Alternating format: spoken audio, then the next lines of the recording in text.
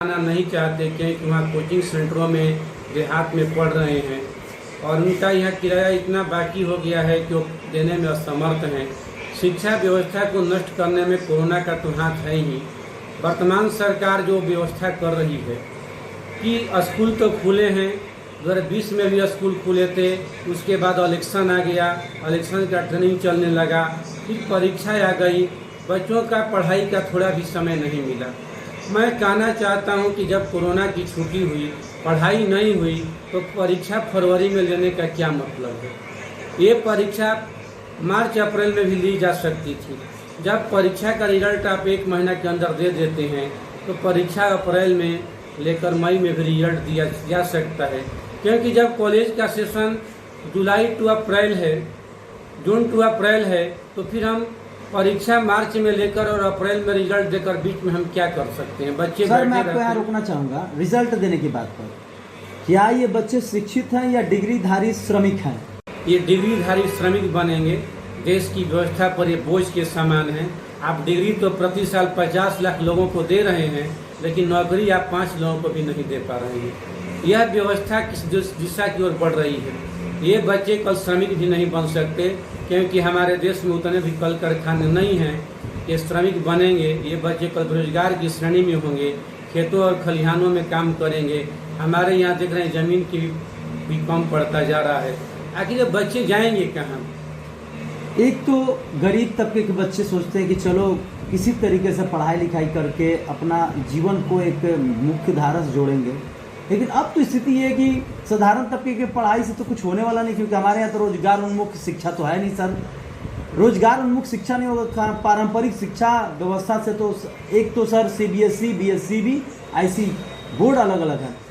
हमारे यहाँ पहले आकलन किया जाता है परसेंटेज किसका हाई है। एक CBSE वाला, एक BSCB वाला, तो आप समझ ही रहे हैं। जी। तो कितना दुख होता है इस बात को लेकर। सबसे बड़ी बात यह है कि आपने जो सर्टिफिकेट दिया और सर्टिफिकेट देने के बाद बच्चे भटक रहे हैं, उसके पीछे एक ही कारण है। आप पुराने समय से आइए, जब हमारी शिक्षा व्यवस्था थी 1981 से लेकर 94 तक, उसमें जो बच्चे पास किए वो आज कहीं ढंग से कहीं रोजगार में सेट हैं। उसके बाद धीरे धीरे व्यवस्था बदलती गई और अभी जो व्यवस्था चल रही है 2 सालों से ऑब्जेक्टिव लगा दिया गया है। अंदाज पर बच्चे मार देते हैं, पास कर जाते हैं, नंबर लाते हैं, उनके पास कोई ज्ञान नहीं है। सच कहें तो एक डिग्री धारक बना दिया गया है। तो इससे अच्छा होता आप समझिए पैसा लेते, गाड़ी पर सर्टिफिकेट ला देते, घर घर पहुंचा देते, परीक्षा लेने की जरूरत क्या है। अब कई शिक्षण संस्थान बंद हो चुके हैं, क्योंकि बहुत सारे शिक्षण संस्थान प्राइवेट जगहों पर चलते हैं। सरकार की तरफ से शिक्षण संस्थान को कोई बस इस तरीके का सहूलियत नहीं दिया गया। और सरकारी विद्यालयों की बात किया जाए तो खिचड़ी खिलाएंगे, साइकिल देंगे, पोशाक देंगे। अभी आपने देखा होगा कि दिल्ली की शिक्षा व्यवस्था और देश के अन्य राज्यों की शिक्षा व्यवस्था, वहाँ के शिक्षा मंत्री, क्या लगता है कि पूरे देश में सरकारी व्यवस्था को सुधारा नहीं जा सकता था शिक्षा व्यवस्था को? देखिए, मैं कहना चाहूँगा कि इस जो व्यवस्था है शिक्षा की व्यवस्था, उसको सरकार ही दुरुस्त कर सकती है। प्राइवेट स्कूलों के पास, संस्थानों के पास उतने संसाधन भी नहीं है और सबको डर है कि अगर बच्चे पर अनुशासन करेंगे, कड़ाई करेंगे तो भाग जाएंगे। सरकारी लोगों को क्या डर है? सरकारी लोग इस व्यवस्था को दुरुस्त कर सकते हैं। मोटे मोटे पैसे देने से व्यवस्था को नहीं सुधारा जा सकता। आप खिचड़ी देते हैं, पोशाक देते हैं, साइकिल देते हैं। पहले आप मिलाकर देखिए, लोग पैदल स्कूल जाते थे। और हम अगर स्वावलंबी नहीं होंगे, अगर हमें खुद कमाने की आदत नहीं होगी, तो हम कहाँ से शिक्षा पा सकते हैं। अच्छा होता कि सबको समझिए, आप ढंग से पढ़ाई कीजिए, वो खुद अपने आप नौकरी ले लेंगे। आपको इसका कोई टेंशन नहीं होना चाहिए। तो क्या लगता है कि शिक्षा व्यवस्था से मूर्खों की जमात को बढ़ावा दिया जा रहा है? हाँ, शिक्षा व्यवस्था से हमारा समाज मूर्खता की ओर जा रहा है। हमारी शिक्षा व्यवस्था भी देखिए, मैट्रिक की परीक्षा हुई, इंटर की परीक्षा हुई, रिजल्ट आ गए, लेकिन आप ये बताइए, एक कंपटीशन का रिजल्ट 1 साल 5-5 साल से अटका हुआ है। जब रिजल्ट आने की बात आई तो हाई कोर्ट में मैटर चला गया, 10 साल का समय एक नौकरी देने में लग गया। ये व्यवस्था का आप कहाँ सुधार कर पा रहे हैं? कहाँ आप रोजगार दे रहे हैं? आपको सर्टिफिकेट दे रहे हैं, वो अभी सर्टिफिकेट ऐसा कि जिसका कोई महत्व नहीं है। अभी सबसे एक सिंपल मिडिल क्लास आदमी जो साधारण तबके का होता है, उसके लिए चुनौती होता है कि भाई किसी तरीके से बच्चों को पढ़ाएं। सबके पास तो इतना पैसा नहीं है सर कि वो अलग अलग तरीके का पढ़ाई पढ़ पाएँ। यहाँ तो बिहार की मैं बात करूँगा, यहाँ की शिक्षा व्यवस्था किसी ज़माने में विश्व की शिक्षा व्यवस्था से सबसे बेहतर हुआ करती थी, और आज की शिक्षा व्यवस्था को सभी लोग जानते हैं। लोग कहते हैं कि सबसे ज़्यादा IAS बिहार से निकलते हैं, तो क्या वो बिहारी होते हैं, बिहार से नहीं निकलते हैं? ये बात तो है सर, वो बिहार से बाहर जाकर अपना कुछ करते हैं तब उनका IAS निकलता है। और इसी बात का सभी लोग भुनाते भी हैं कि सबसे ज़्यादा बिहार से IAS निकलते हैं। अभी जो शिक्षण व्यवस्था है, सरकारी विद्यालयों की बात किया जाए, सरकारी शिक्षण संस्थानों की बात किया जाए, क्या स्थिति में चला गया सर? एक पहले के दौर और आज के दौर में क्या अंतर है? पहले लोग स्कूल जाते थे, हमें याद है हम लोग 10 से 4 बजे तक स्कूल में रहते थे। उसके बाद भी समय अगर कहीं कमी रहती थी तो 4 बजे के बाद भी शिक्षक समय देकर पढ़ाते थे, सिलेबस पूरा हुआ या नहीं हुआ। साल में 4 परीक्षाएं स्कूलों में होती थी, हर परीक्षा में जवाबदेही था, कोई बच्चा कितना कमज़ोर है, शिक्षक हम लोग का एक प्रोग्रेस रिपोर्ट तैयार करते थे। आज मैं देख रहा हूँ कि कहीं परीक्षा का कोई मतलब नहीं रह गया है, न कहीं रिजल्ट निकलता है, न का बच्चे को रिजल्ट दिया जाता है। यानी शिक्षक, छात्र और अभिभावक के बीच आज कोई संबंध नहीं है। शिक्षक, छात्र और अभिभावक एक समाज और एक देश के पिलर हैं।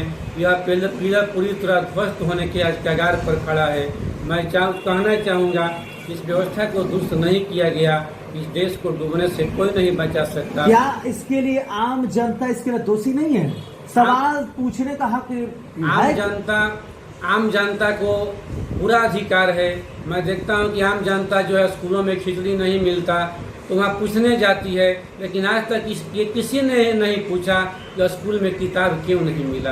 दे दिया जाए वो समस्या का निदान नहीं हो सकता। अगर एक व्यक्ति को शिक्षा दे दिया जाए, वो पढ़ लिख कर अच्छा आदमी बने तो खुद अपने रोजगार की व्यवस्था कर सकता है।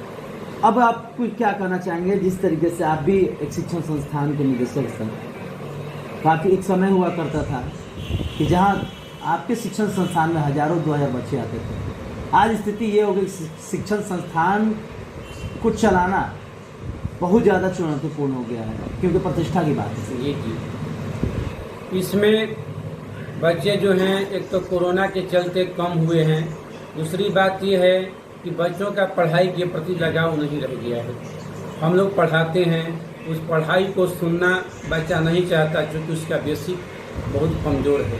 जब आधार कमज़ोर है तो आधार पर ही आपका महल का निर्माण हो सकता है। जब मुझे पढ़ाई में मन नहीं लगता तो बच्चा रेगुलर कैसे आ सकता है? यानी पूरे बिहार की बात करें तो 75% बच्चे पढ़ने के मूड में नहीं हैं। वो एक ही चीज़ सोचते हैं कि ऑब्जेक्टिव लगा है, रिजल्ट अपने आप हो जाएगा, कोचिंग में फीस देने से और स्कूल में जाने से फिर फायदा क्या है? देश में निजीकरण की सर एक हवा चला है, LIC, रेलवे, हवाई। क्या लगता है कि कुछ दिनों में शिक्षा व्यवस्था को भी इसी हवाले कर दिया जाएगा? हमें पूरा विश्वास है कि अभी जो निजीकरण का दौर चल रहा है, तो निजीकरण का जब दौर खुद अपने आप लोग सारा व्यवस्था जब कर लेंगे, हम अपना रोजगार का खुद व्यवस्था करेंगे, रोजी रोटी का खुद हम व्यवस्था करेंगे, फिर सरकार की ज़रूरत क्या है? अच्छा होता कि सरकार का भी निजीकरण कर दिया जाता। हम एक चपरासी बनने के लिए अच्छा गुण होना जरूरी है, कंपटीशन देना जरूरी है, लेकिन जो लोग संसद में बढ़ते हैं उनके लिए कोई योग्यता की जरूरत नहीं है।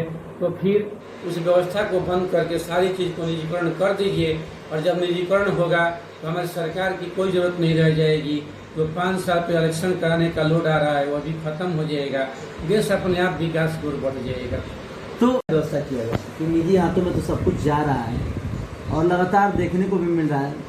मोदी जी कहते हैं कि प्राइवेटाइजेशन से लोग ज़्यादा काम करेंगे, तो फिर तो सर सरकारी लोगों पर क्यों नहीं दबाव बनाया जा रहा कार्य को करने के लिए?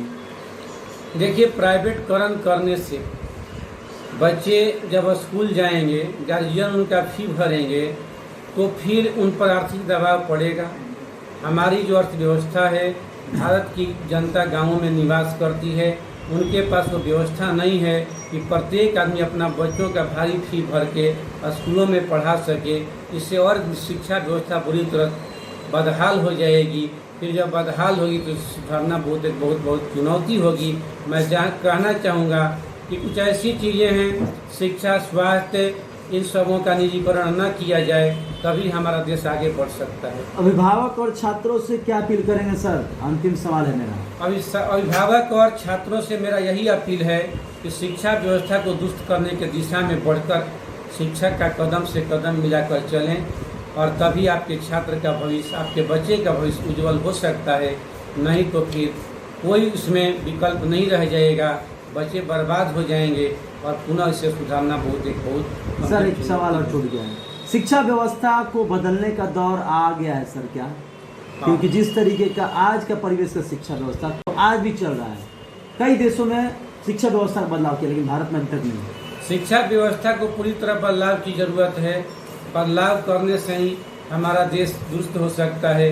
हमारी जो व्यवस्था, प्राचीन व्यवस्था चल रही है, वो व्यवस्था को बदलना होगा, क्योंकि आज का दौर वैज्ञानिक दौर से गुजर रहा है और वैज्ञानिक तकनीक के आधार पर इस शिक्षा व्यवस्था को करके इसको दुरुस्त किया जा सकता है। धन्यवाद सर।